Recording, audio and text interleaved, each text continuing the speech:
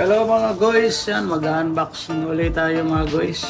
Nabili ulit natin to sa Lazada. Ito naman yung Telesin U-shape neck holder mount para sa GoPro natin mga guys.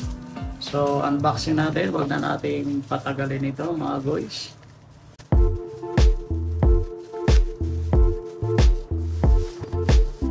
Ayan siya mga guys. Alright, pagbukas pa lang, ito agad ang makikita natin. Ito yung instruction niya para sa mounting ng camera at saka yung disassembly, no? Alright.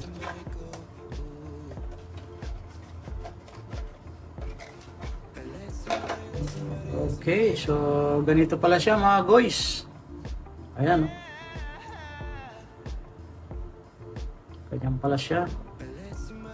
At ito yung kanyang mounting screw. Ito yung para sa ano natin, GoPro natin mount. So tabi mo natin to mga guys.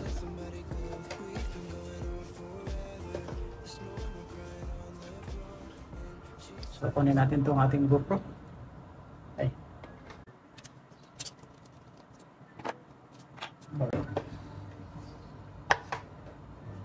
So ang paglagay nito ay ganito. Lagay natin mga guys.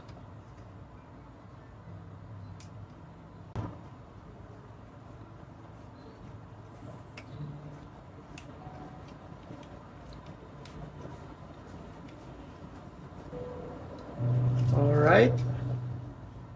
So huwag muna nating sikipan. Ayan.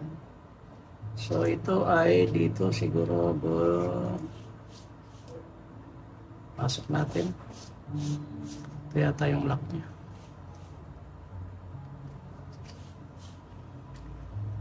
Ayun, pumasok.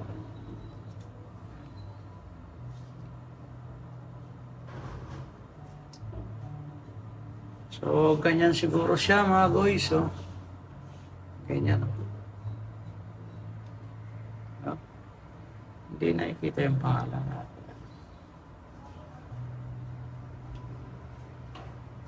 Alright. So meron pa ditong mounting. Ganon. Siguro pa ganyan ito.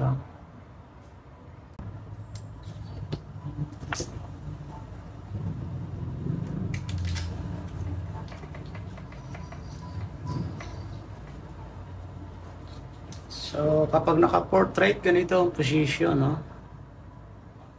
Portrait. Alright. Okay. Kapag landscape naman, ganito pag landscape.